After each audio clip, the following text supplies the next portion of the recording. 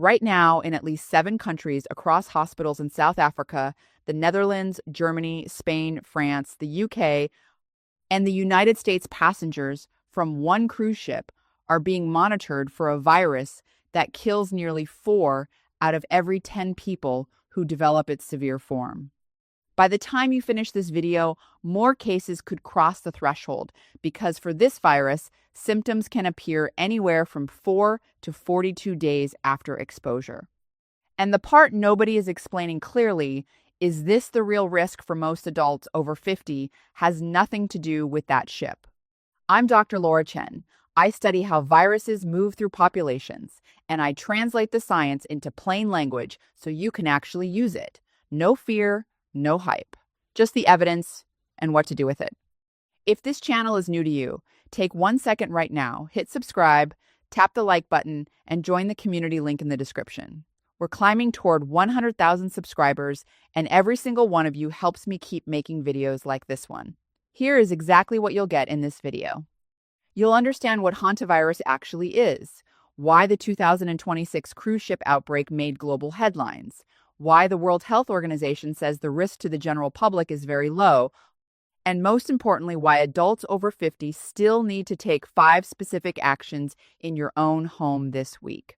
I'm going to give you the truth. The truth is calmer than the headlines, but it requires you to act. Let's begin. When you saw the words hantavirus outbreak in the news, your brain probably did one of 2 things. Either it spiked with COVID-era anxiety, another pandemic, here we go, or it filed the story away as something happening to other people, on a cruise ship, far away. Both of those reactions are wrong. Let me explain why. The cruise ship outbreak, the Dutch expedition vessel MV Hantavirus, which left Ushuaia, Argentina, on the 1st of April 2026, involves a very specific strain called the Andes virus. The World Health Organization has been clear. The Director General said this is not another COVID-19. The Centers for Disease Control says the risk to the public's health in the United States is extremely low. Andes virus is the only hantavirus strain ever documented to spread from person to person, and even then, only in close, prolonged household contact. Sharing utensils, sharing a bed. Long hours in an enclosed space with someone who is already symptomatic. That's why a cruise ship, a sealed environment with shared dining, shared bathrooms, shared air for weeks, became a transmission setting. Your living room is not a cruise ship. So that's the first reframe. You are not going to catch this virus from a stranger at the grocery store. But here is the second reframe, and this is the one that matters for you. The cruise ship is the news story. The actual pattern of hantavirus exposure for adults in the United States, Canada, parts of Europe, and across Central Asia, including right here in this part of the world, has a completely different shape. The exposure happens when a person opens a shed that's been closed for the winter, when a homeowner sweeps out a garage in spring, when a retiree returns to a vacation cabin in March. When someone airs out a basement, a barn, a stored RV, a chicken coop, a storage unit, the virus is already inside, waiting in dried rodent droppings. And the moment that dust gets stirred into the air, that's the moment the clock starts. Think of it like a sponge that's been left in a sealed cabinet for 6 months. Open the door, squeeze the sponge, and everything that was trapped inside is now floating in your kitchen. Hantavirus works the same way. It doesn't fly through the neighborhood. It waits in dust. That is the whole point of this video.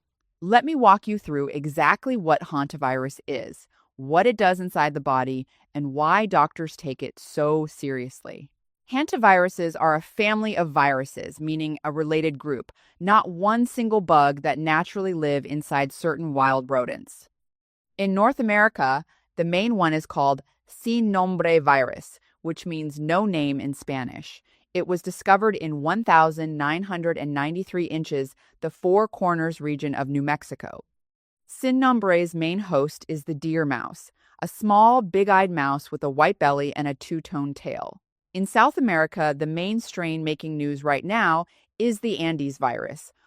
In Europe and Asia, there are other strains, including one called Sol virus, which is actually found worldwide, including inside cities. Here's the part everyone gets wrong. The rodents themselves are not sick. They carry the virus in their urine, droppings, and saliva, and they shed it constantly without symptoms.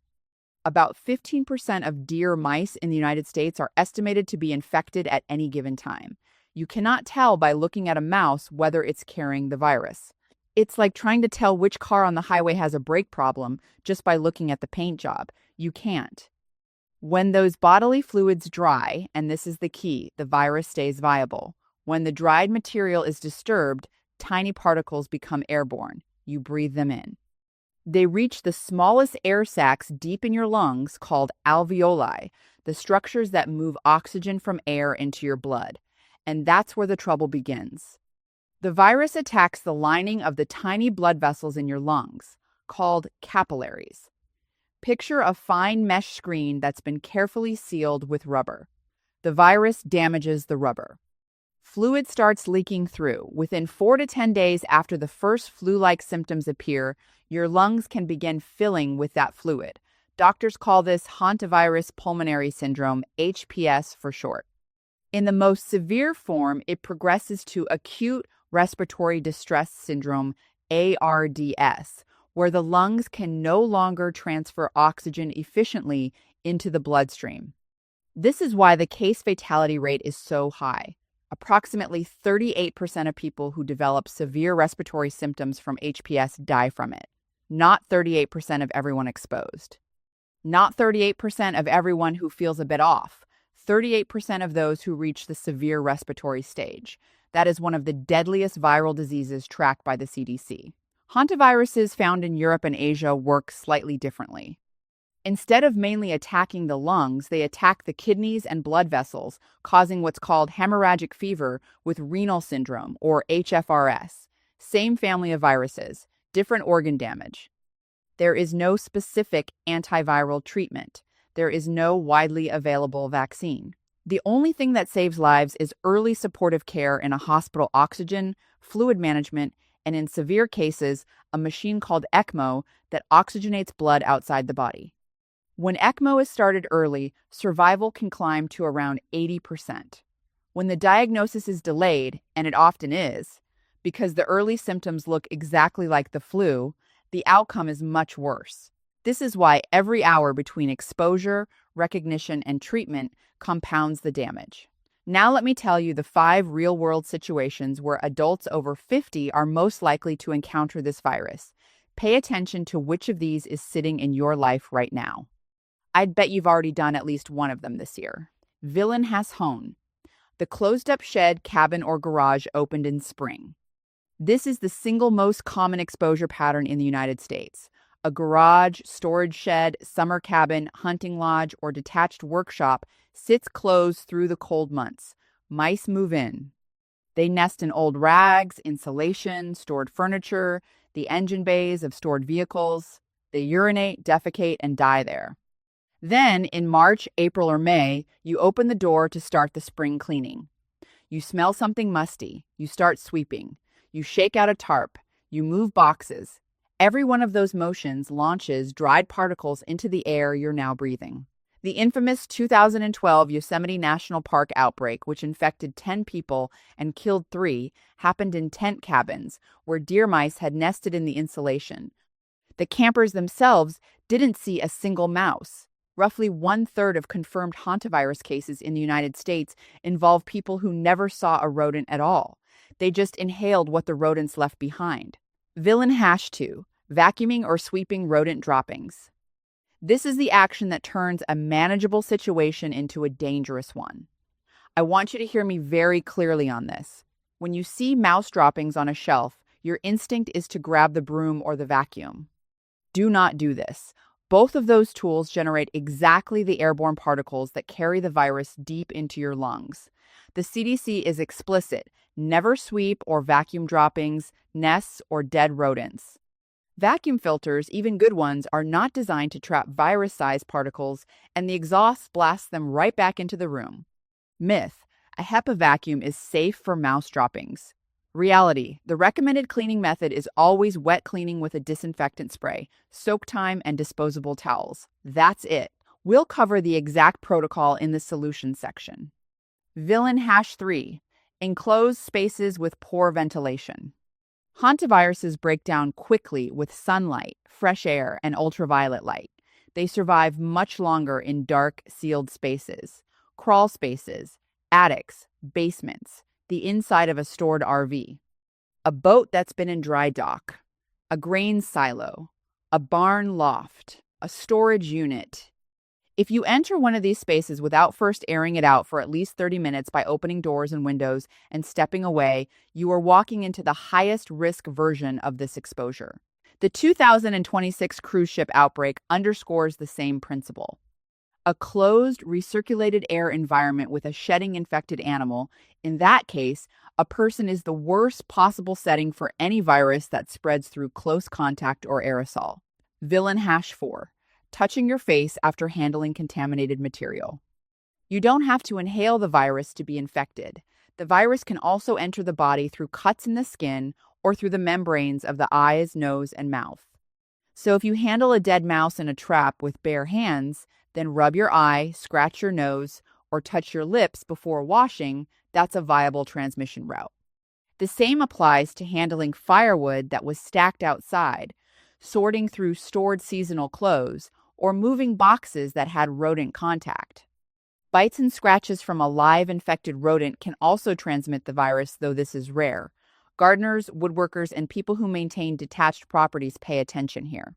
Villain #5. Dismissing the early symptoms as the flu. This is the villain that kills people. The first phase of hantavirus pulmonary syndrome, the phase that lasts roughly 1 to 10 days before the lungs start filling, looks exactly like influenza. Fever, fatigue, headache, chills, nausea, sometimes diarrhea or vomiting. The single most distinctive feature, according to clinicians who have treated cases, is severe muscle pain in the large muscle groups, the thighs, hips, lower back, and sometimes the shoulders that does not respond to ibuprofen or acetaminophen. Many patients describe it as the worst muscle pain of their lives.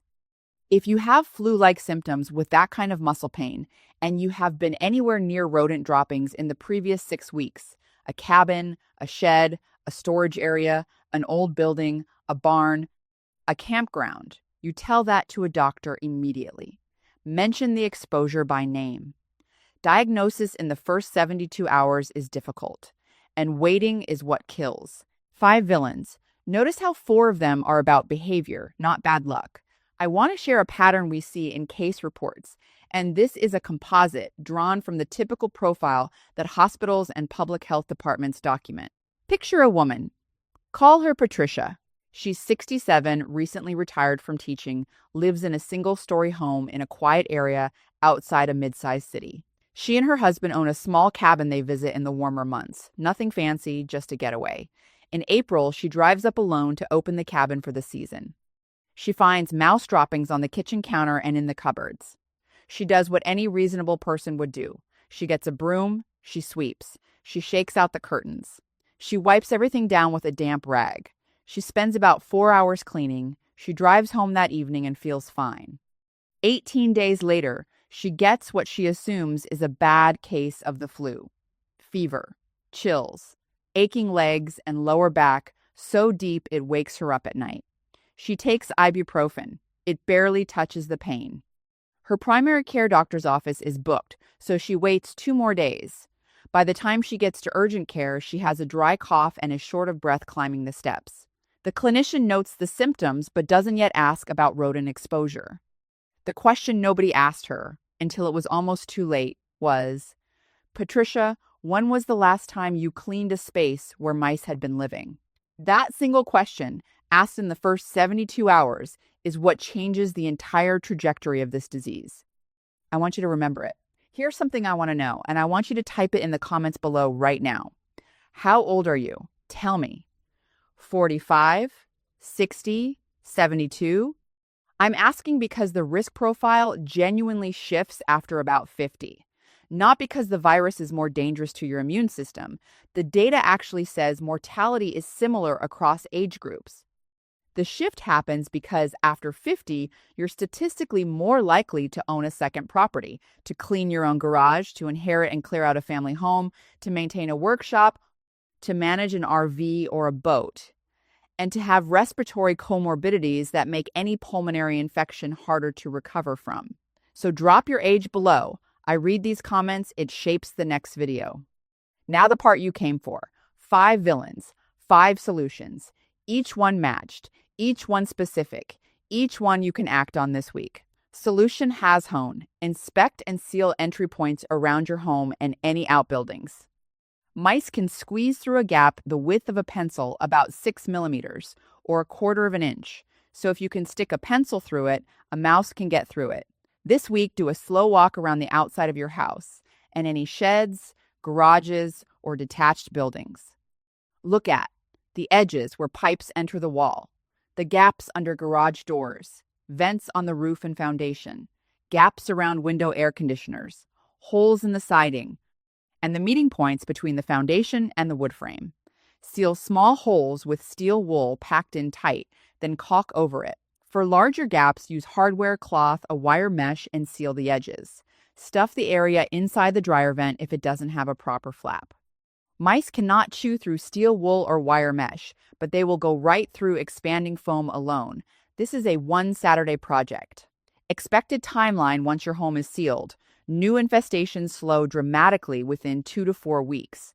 Solution #2. Replace sweeping and vacuuming with the wet cleaning protocol.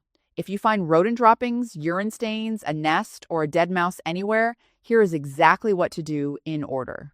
First, open all the windows and doors in that space and leave for at least 30 minutes. Do not stay in the room, let air move through. Second, when you return, wear rubber, latex, or nitrile gloves. For light contamination, that's enough.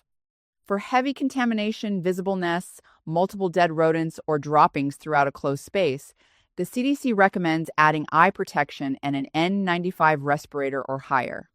Third, mix a bleach solution, 1 part household bleach to 9 parts water, or use any EPA-registered disinfectant. Spray the contaminated area until it is thoroughly wet. Let it soak for at least 5 minutes, up to 15 for heavier contamination. Fourth, use paper towels or disposable rags to wipe up the wet material. Do not use a regular vacuum or a broom at any point. Fifth, double bag the waste in plastic and dispose in an outdoor bin. Sixth, mop the entire floor with the disinfectant. Seventh, wash your hands thoroughly with soap and water for at least 20 seconds before and after removing your gloves. This is the official protocol. Memorize the sequence. Solution #3. Air out closed spaces before you enter them. Before you go into any space that has been closed for more than a few weeks, a shed, cabin, basement, stored RV, attic, barn, storage unit, or vacation home, open it up first. Open the door, open every window if possible, and walk away. Let the space ventilate for at least 30 minutes. Sunlight and fresh air are your friends. Ultraviolet light degrades hantavirus relatively quickly. If you can do the opening early in the day and return later, even better. This single habit prevents the highest risk exposure scenario almost entirely. Talk to your doctor before doing heavy cleanup work if you have COPD, asthma, immune suppression, or are on chemotherapy. They may want you to take additional precautions or have someone else handle it.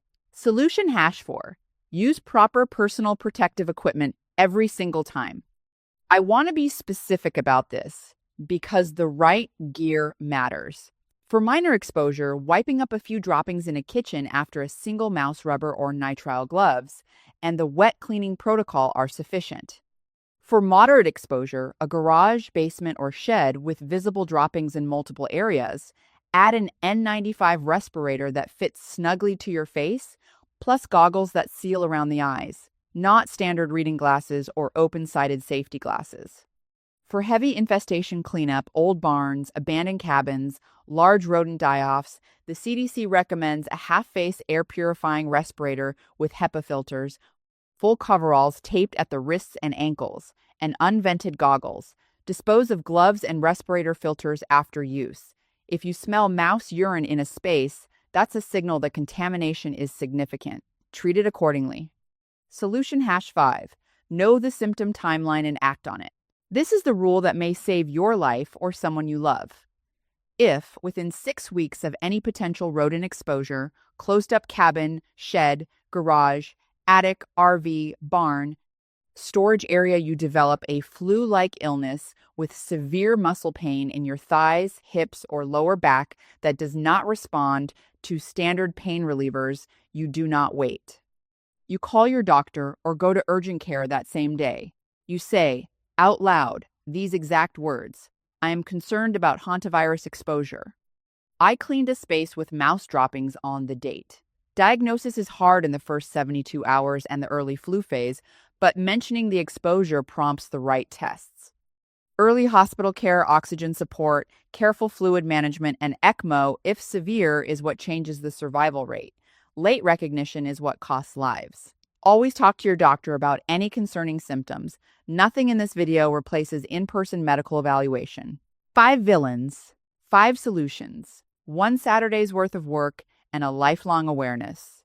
Let me show you what a single day of this protocol actually looks like so you know exactly what to do this weekend. Saturday morning, 8 a.m. You make your coffee. Before you do anything else, you walk to your garage, your shed, and any outbuilding on your property. You open every door. You open every window. You walk away. 8:30 a.m. You drive to the hardware store. You pick up a box of nitrile gloves, an N95 respirator, a pair of ceiling safety goggles, a gallon of household bleach, a spray bottle, a roll of heavy-duty paper towels, contractor-grade trash bags, a roll of steel wool, a tube of exterior caulk, and a small piece of 1/4-inch hardware cloth.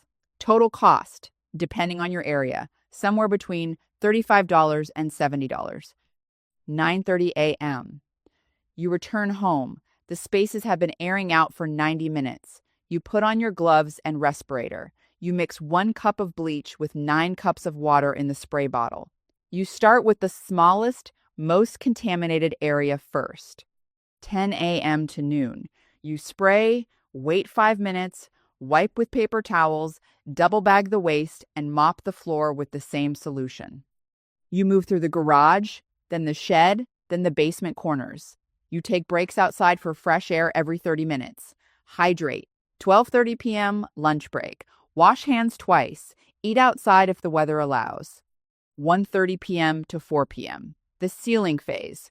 You walk around the perimeter of every building and identify every gap larger than a pencil. You pack steel wool into the small ones.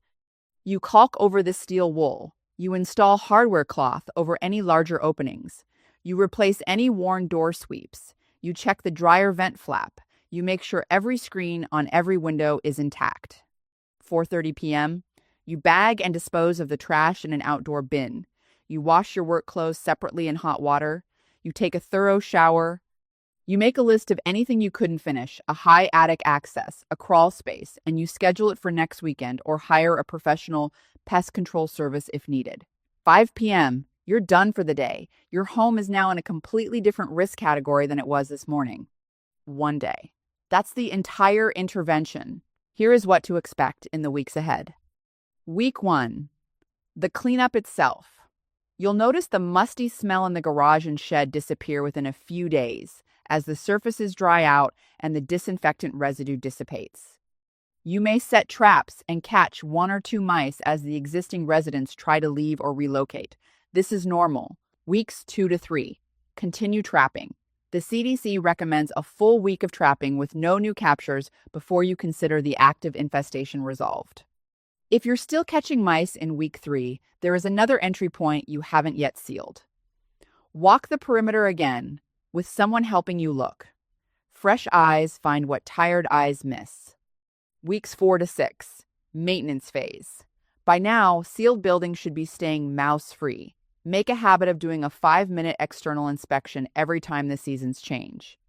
Add a quarterly reminder to your calendar. March, June, September, December. Check the door sweeps. Check the vent flaps. Check that no new gaps have opened up where wood has shrunk or settled. Weeks 8 to 12. The habit phase. By this point, the protocol stops feeling like a project and starts feeling like background hygiene, the same way you don't think about brushing your teeth. The next time you open the cabin in spring, or unpack the holiday decorations from the attic, or move boxes in the basement, your hand will reach for gloves and a respirator automatically. That moment, that automatic reach, is when you've successfully reduced your hantavirus risk to essentially baseline. Stay with me. The next video will go deeper on rodent proofing for vacation properties and RVs specifically. Let me bring it all together. Hantavirus is one of the deadliest viral infections tracked in the Americas, with a case fatality rate around 38% for those who reach the severe respiratory stage. The 2026 cruise ship outbreak caused by the Is virus, the only hantavirus strain known to spread between humans, captured headlines because of a unique closed environment transmission event. The World Health Organization and the CDC have both stated clearly that the risk to the general public is very low.